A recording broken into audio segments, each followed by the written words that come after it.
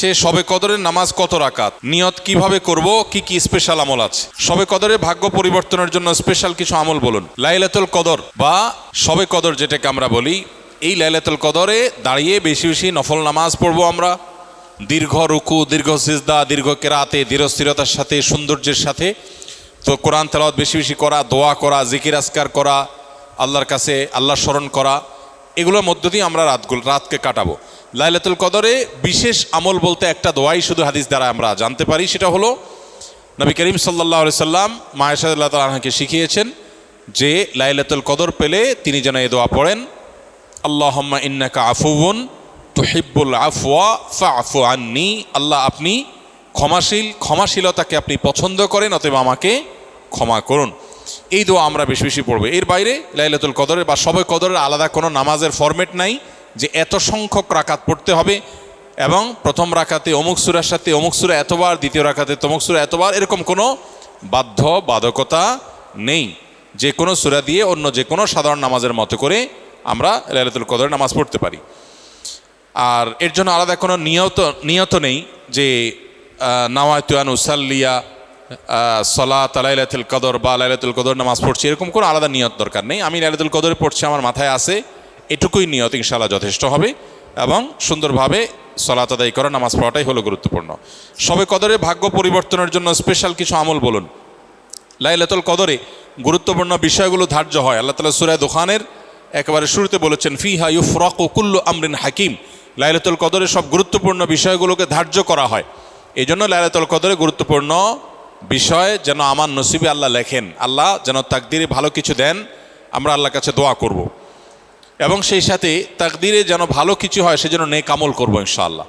যে যত বেশি নেক আমল করবে এবং যে যত বেশি গুনাহ থেকে বেঁচে থাকবে, আল্লাহ তাআলা তার জন্য তত বেশি কল্যাণের ফয়সালা, ভালোর ফয়সালা করবেন।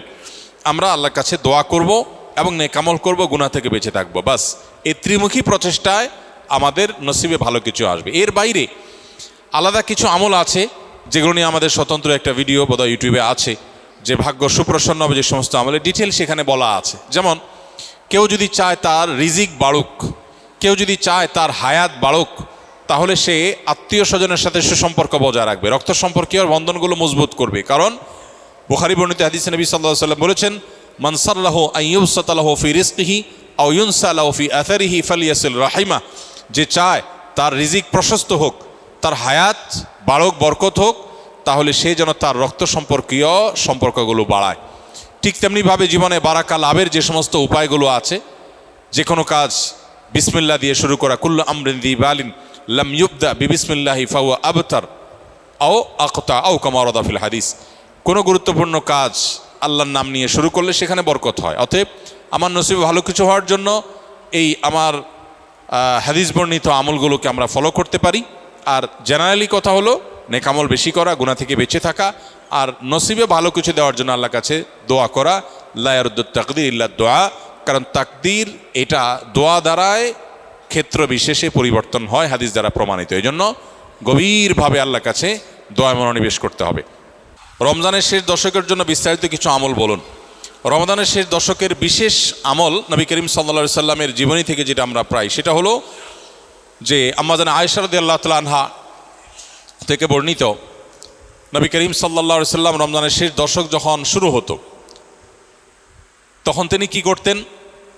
কানান নবী সাল্লাল্লাহু আলাইহি সাল্লাম ইদা দাখালাল আশর, রমজানের শেষ দশক যখন শুরু হতো, আহইয়া লাইলা, নাম্বার 1, তিনি রাত জেগে ইবাদত করতেন। অনেক মুহাদ্দিসগণ, অনেক হাদিস বিশারদগণ বলেছেন এর অর্থ হলো রাতে তিনি ঘুমোতেন না শেষ দশক। আবার অনেক মুহাদ্দিসগণ বলেছেন কুমিল লাইলা ইল্লা কালিলার উপর আমল করে সামান্য ঘুমাতেন, বেশিরভাগ রাতে ইবাদত করতেন। তাহলে 1 নম্বর আমল হলো শেষ দশকের প্রতিটা রাত জেগে ইবাদত করা। নাম্বার 2, ওয়াইকাজা আহলাহ, নফল আমলের জন্য অন্য কোনো সময় পরিবারকে ডেকে তুলতেন না, কিন্তু রমজানের শেষ দশক পরিবারকে ঘুম থেকে ডেকে তুলতেন ইবাদতের জন্য। তার মানে পরিবারকে ইবাদতের জন্য উদ্বুদ্ধ করতে হবে। 3 নম্বর, ওয়াসাদ্দামি ইজারাহ, তিনি ইবাদতের জন্য কোমর বেঁধে নিতেন। কোমর বেঁধে নেওয়ার একটা অর্থ করেছেন অনেক হাদিস বিশারদ, স্ত্রী সহবাস থেকে দূরে থাকতেন। আরবরা এরকম কোমর বেঁধে নেওয়া বলতে এরকম ইঙ্গিত করে থাকে। আবার অনেক মুহাদ্দিসগণ এর ব্যাখ্যা করেছেন যে কোমর বেঁধে নেওয়া মানে আমরা যেরকম বলি কোমর বেঁধে ইবাদত করা, কোমর বেঁধে নেমে যাওয়া কোনো কাজে, তার মানে সর্বোচ্চ মেহনত এবং পরিশ্রম সাধনা করতেন ইবাদতের জন্য। আর অন্য আরেকটি হাদিসে আসছে কানা ইয়াজতাহিদু ফীহি মা লা ইয়াজতাহিদু ফী গায়রি, নবীজি শেষ দশকে ইবাদতের জন্য এত বেশি পরিশ্রম করতেন, বছরে অন্য কোনো সময় ইবাদতের জন্য এত পরিশ্রম করতেন না। অথচ আমরা শেষ দশকে বেশিরভাগ মানুষ হয় গ্রামের বাড়ি যাওয়ার নিয়ে ব্যস্ত, গ্রামের বাড়ি যাওয়ার পরে বিভিন্ন বাড়িতে বাড়িতে ঘোরার, গ্রামে গ্রামে ঘোরার নিয়ে ব্যস্ত, আর শহরে যারা আছি তারা কেনাকাটা, শপিং ইত্যাদিতে ব্যস্ত। তো এটা হলো আমাদের শেষ দশকের অভ্যাস, যেটা হাদিসের একেবারেই বিপরীত। শেষ দশক হওয়া উচিত প্রথম দশক দ্বিতীয় দশকের চাইতে বেশি ইবাদতে বেশি মনোযোগী হওয়া উচিত আমাদের শেষ দশকে। আল্লাহ আমাদেরকে তৌফিক দান করুন। আমি কোর্ট ম্যারেজ করে বিয়ে করেছি, 3 বছর হলো এবং একটি সন্তানও আছে। ফ্যামিলির সম্মতিতে আবার মহরও ধার্য হয়েছে গর্ভের সন্তান থাকা অবস্থায়। এখন সম্পর্কটি হারাম নাকি হালাল? এ ধরনের প্রশ্ন উত্তরে আমরা বলে থাকি যে কোনো আলেমের সাথে সরাসরি সাক্ষাৎ করে শরণাপন্ন হয়ে তারপর উত্তর নেওয়ার চেষ্টা করবেন, কারণ এখানে থটগত একটা গুরুত্বপূর্ণ বিষয় আছে যেটার উপর ভিত্তি করে মাসআলার উত্তর পরিবর্তন হয়ে যেতে পারে।